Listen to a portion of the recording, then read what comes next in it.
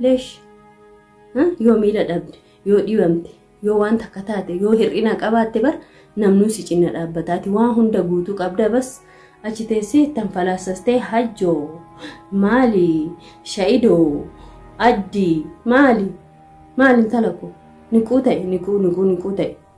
نكوتاي dubartiin yoo jajjabataate malee yoo gadi laaffatte kun akka kee kana akira daa'ima duudaa sirraa fudhatanii ati ganaa teessee filsissin jedhanii siin jechuu barbaada yaa Caaltuu ishiin achi jaanjoftuu ammallee jaartiin hajjii magaalaa kana keessaa akkam baanee waan koo bira dhaabbadhu bira dhaqii warreen naan jettaniif ani keessaa hin qabu jechuu dhufe asirratti amma jechuudha. Maaliif yoo jettanii haati jettee dhaltee fataa zanaa jettee waa hunda qopheeffattee mana ishee keessa taa'aa jirti.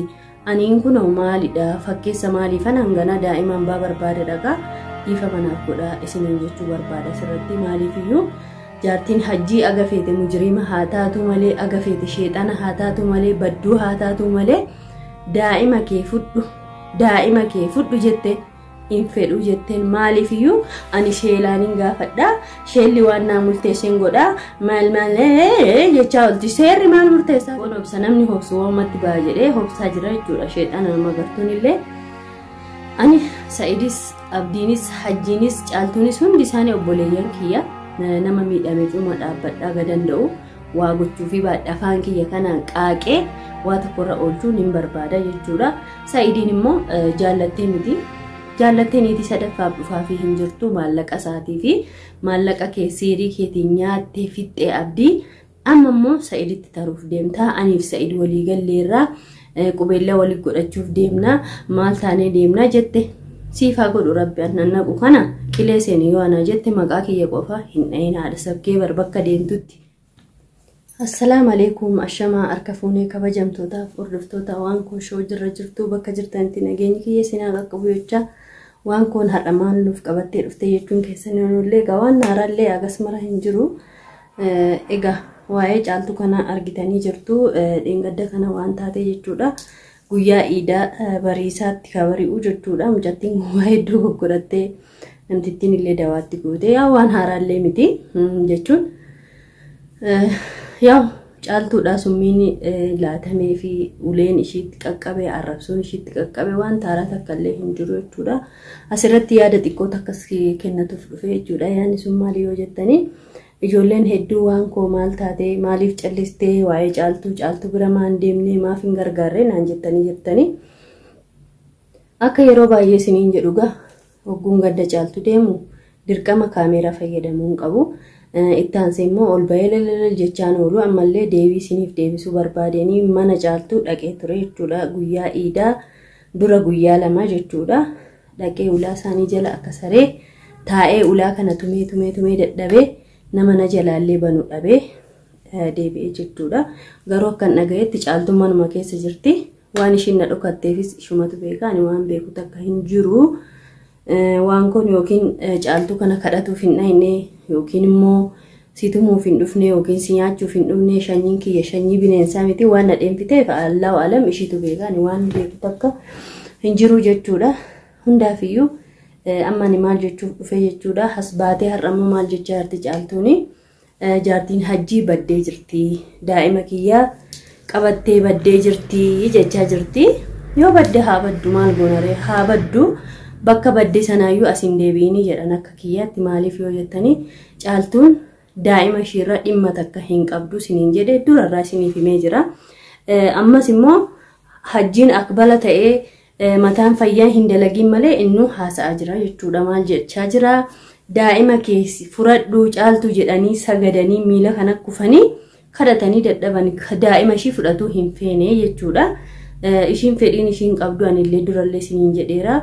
Jaalala hajjii qabdi inaaffaa keessa ishii jira. Zooroo teessee jaarsa ishii kana eeggatuuf malee daa'ima ishiitiif jettee miti jechuudha. Warreen ishiin dhugaadha daa'ima ishiitiif jetteetu akkanaaf malee Caaltuun miskiina waa takkan beektu deemaa gargaara maal ta'a jettan maal Caaltuun daa'ima moo harma hooti moo maali Caaltuun? Anamma Caaltuu asirratti waan ishiin nama rartu tokko hin jiru jechuudha. Du'as reebichas arrabsos ofii ishiitii ofitti fidde ofishiitii feetee ofishiitii jaallattee taa'aa jirti jechuudha. Maali yoo jettanii anka garana nyaatu kan keessi kiyya gubatu ani haadha ilmaaniiti. Ilmooshii duudaa sana kan waan beekne kan tumamtuun dubbanne kan beeloftuun dubbanne kan waan feete gootani daa'ima kana summii nama ajjeesu kana ibidda soo afaan keessanii haasini jetti malee waa beekti. Daa'ima ishii bakka jirtuu fi bakka ishiin keessa jirtu waal keessa akka jirtu hin beekne ishiin gana diggistee nama waamtee maal taatee maala mucattiin wallaahi anna aarsiti bakka mataan qulfii caaltu jedheen yoo hajjiinu bar kabajaa soo qabaattee jaarsa keetu dursaa jedheen asirratti nama hajjii haa qeequu haa jibbuu haa arrabsu malee dhugaa ni qaba hajjiin jechuudha. Maali yoo jettanii haga nikaansaa irra jirutti jaartii isaati. Akka inni ajajametti ajajamuu qabdi. Maaliifuu jaalattee wajjin ta'aa jirti mitiire mucattiin kun jaalattee wajjin waan ta'aa jirtuufu jaarsa ishii sana gaafa iida jechuun sadaqaa meeqa namni namaa baasaa nama gargaara. Iida jechuun egaa guyyaa kabajamaati. Maafii waamin asirratti xiqqoo ishii qirna jedhee jira. Maaliif yoo jettanii hajjiin kun amma mee akkatti gulaaltan qusqul jedhee jira. Baay'ee miidhamee jira. Kan achi nyinyitti jetti kun asii nyinyi jetti waa takka kan asin baasiin guyyuudhaan iyyaadhuma walti caaltuun guyyuudhaan kanuma viidiyoo guyyaan namni mee maaltu baarra mee maaltu jedhamarra har'a maal taati caaltuun kun jedhee ijoollee meeqatu akkana afaan banee hojii namaarra afaan banee ishii eegaa ishii intinii jechaa bulaa jechuudha. Garuu baga lubbuu ishii rabbiin baase dhugaa dubbatuudhaa fi nama kana hammaattus jaanjoftus raatoftus ofishiitii of miti bakka qoricha sanarraa marzii ishiin facaasteen namtittii sheexanni jinniin sun jechaadha. Caaltu takkittiidha yaaddee kan ishiin jette abdiillee sa'iidoollee hiriyoottan ishii kaanillee warra waamteef sababaa jechuudha wanti kuni. Ilmihim rabbiin baga isaan baasee jechuu barbaadan asirratti ammallee ijoollee hedduu sagalee naa kaa'aa jira jechuudha. Osoo ishiin achi jaanjoftuu ammallee jaartiin hajjii magaalaa kana keessaa akka hin baane waan koo bira dhaabbadhu bira dhaqii warreen naan jettaniif ani keessaa hin qabu jechuu dhufe asirratti amma jechuudha. Maaliif yoo jettanii haati jettee dhaltee fataa zanaa jettee waa hunda qopheeffattee mana ishii keessa taa'aa jirti. Aniin kun maalidha fakkeessa maaliifan hangana daa'imaan baa barbaada dhaqaa dhiifa manaaf godhaa isiniin jechuu barbaada asirratti. Maaliifiyyuu jaartiin hajjii agafeete mujriima haa taatu malee agafeete sheexana haa taatu malee badduu haa taatu malee daa'ima kee fudhu jetteen hin fedhu jetteen. Maaliifiyyuu ani sheelaanin gaafadhaa sheelli waan naa murteesseen godhaa maal jechaa olti seerri maal murteessaaf egaa namtittiin akkana qoricha waan asirri yaani filiteeriin nafne lukkuun nafne maaliin nafne isuma ishiin akkana raf gootu kanatti isuma kanas baaftee kana yoo jette maanni ishiitu ofii ishiitii fedhii qabdi bakka hacuucamuu barbaaddi arrabsamuu barbaaddi dhiitamuu barbaaddi. Maaliifuu gizee tokko dubartiin ulee feetii dubartiin akkasii waan jedhamu sun asirratti amma dhugaa ta'ee mul'ataa jira jechuudha. Dubartoota hedduu keessaa hunda son ta'in muraasni jechuudha kan akka caaltu kanaa jechaadha. Asuma baatee legellegaan oliin asuma baatee alba'aan oliin gadi nutti jenne dhageessu.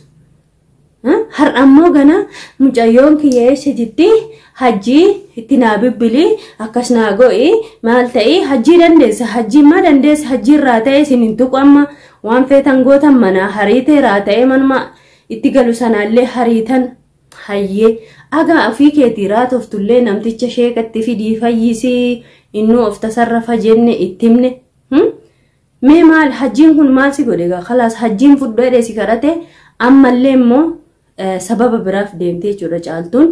Amma daa'ima kee akkasii alaan gurgurannee jedhanii kaa jirti jettanii dhugaadhaan yoo gurguramin yoo hagammaa jiraatte daa'imti kee ammallee ka haftee akka hin gurguramne asirra baatee legellega kee kana niitiin hin laalti viidiyoo ishiin kun gadhiiftu kun ni laalti ka haftee si jabeessiti viidiyooma waraabaan oliin ganda seeraa dhaqii seeratti achi bahii dubbatadhu siin jenne hajjii yoo ta'e waan ishiin gadhiiftu. Waan ishiin gootu takka quban qabu isin lama nama tapha kana keessa ka jirtanii maaliif yoo jettanii hajjiirraa namtittiin furatte bilbila kan inni itti fayyadamaa jiru maalidha bilbila normaalii bilbila heeloo bicha ammallee hajjiin immoo ani raahaa fedha namtittii kanas argaa ishiin fedhu ani dadhabee jira dhukkubsadhee ishiitiin jedhee bilbilallee ofirraa bollokee jira jechuudha niitiin akka ittiin bilbilleef jechaadhanni. Amma namtittiin yookiin mana kee cinaa jirti yookiin mana kee keessa sanaa jirti manni abdii duwwaa lama jira magartuun hiriittii shiitii achittuu dhokatanii waasi godhuu yookiin daa'ima keessi biratti waa godhanii booda maraattee shaaraarra deemtaa namtitti as bayiitii seeratti himadhuu jennee iyyinee dadhabne ana kanaa miti kan fagoodha ijoolleen meeqa dhiphatte anamma viidiyoo marzii fi maalii kana namtittiin naqxeef ani nagarre ture dhugaa dubbachuu fi ijoolleen meeqana iyyanii waan koo maalidha jennaanuma iskii maaltu maal ta'e jedhee galee ilaale malee awwaanti yeman kana keessaa as nagahee jira. Mee rabbi keessa yoo sodaattan asumaa na baasa jedhee sin kadhataa jira. Ispoonsara naa ta'a asii na baasa. Wallaahi asii bahuu fedhani mataan ani jireenya kiyyaaf osoo hin taane jireenya namaa fi mataan na dhukkubsatee jira jechuudha. Maaliifuu nu hunduu walitti qabamnee warra yeman jedhamee arrabsamaa jirra. Nagaan jiraataa hin jiru. Kaan marsii walii nyaata. Kaan maal wal godha. Wallaahi baay'ee nama jibbisiisa jechuudha wanti magaalaa kana keessa jiru. Akkuma argaa jirtanii magartuun illee dura abdii irra na dhorkitaa amma immoo Sa'id irraallee jettee na arrabsitee viidiyoolee martee gadhiifteetti ani viidiyoo sanaaf illee deebisneef ammallee immoo bilbiltee namallee na ergitee akka ammalleetti na arrabsaa jirti jechuudha. Ani si ofirraa dhorkuun dadhabu qoy obsa kiyya xiqqoon obsa namni hobsu waamatti ba'a jedhee hobsaa jira jechuudha. Sheexana magartuun illee ani Sa'idis abdiinis hajjiinis caaltuunis hundi isaanii obboleeyyan kiyya nama miidhameef immoo dhaabbadhaa gadanda'u waa gochuu fi afaan kiyya kanaan qaaqee waa tokkorra oolchuun hin barbaada jechuudha. Sa'idiin immoo jaallattee miti. Jaallattee niitii sadaffaaf dhufaa fi hin jirtu maallaqa isaatii fi maallaqa seerii keetiin nyaattee fixxee abdii amma immoo Sa'iditti taruuf deemtaa. Aniif Sa'id walii galleerraa qubeellaa walii godhachuuf deemnaa maal taanee deemnaa jette. Siifaa godhu rabbi annaqu kana qilee seenii yoo ana jette maqaa kiyya qofa hin dhayin haadha sabkee bakka deemtutti. Wayiiti malee oolaa adii lukkuu gurraacha maal taane jinni ani kana waan haasa'amu miti.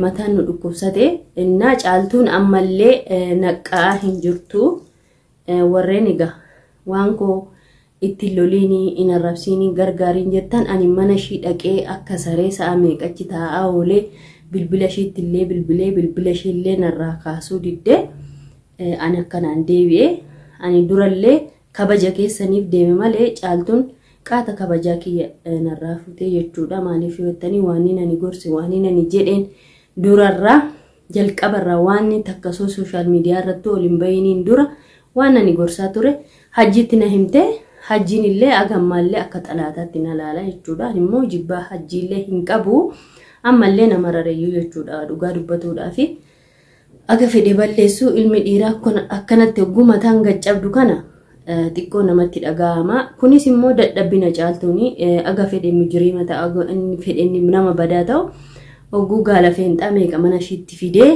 itti udaansisu sana osoo ishiin lakki mana kiyya kun jettee jajjaba taate uleedhaan ofirraa deebistee beera hunda ishiitu manni ishiis akkanatti hin badu jireenyi ishiis akkanatti hin badu daa'imti ishii duudaa ganaa daa'ima waggaa takka akkanatti olii gadi irraa kamtu. Maaliif kun amma ka dhufe dadhabbina haadhaa dadhabbina abbaatii jechuudha. Isumaanuu immoo ega daa'ima kee argataan jirre manuma sanaa gabbay yoo lubbuu kee jibbite egaa of ajjeesuun illee mana rabbitti nama gaafataa miti of ajjeesuu sii wayyaani jedhaan ani mucattii kanaan maaliif yoo jettanii summiidha summitti godhanii du'uu diddee fayyite alhamdulillah. Aga har'aayyuu kunoo karaa ishiitti balleessan barbaadu nama jalaa dhokan mana arabaa gali ofirraa dhiisi waa hunda jenneeni rakkoo ishiin qabdu kanani rabbi beeka malee ani waan beeku takkallee hin jiru jechuudha dhugaa dubbatuudhaa fi wanti namatti tole mana sana keessa nama teessisu hin jiru.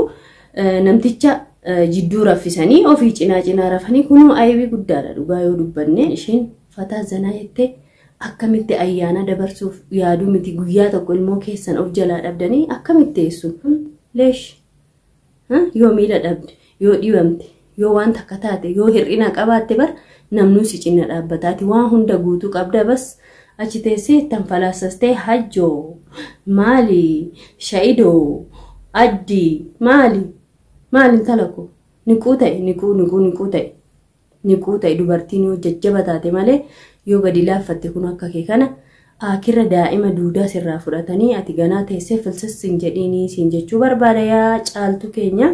Ani har'allee borullee immoo aga fedhee sitti aaru rakkoo yoo qabaatte kottu natti maddu manni kiyya siif banaadha. Yeroo baay'eellee siin jechaa ture waan baay'ee haasa'uun hin barbaachisu. Egaa hordoftootaaf kabajamtoota keenya du'aa godhaaf mucattiin kun fayyaa qabdeedhee yaadu galatoomaa jiraadhaa bakka jirtan.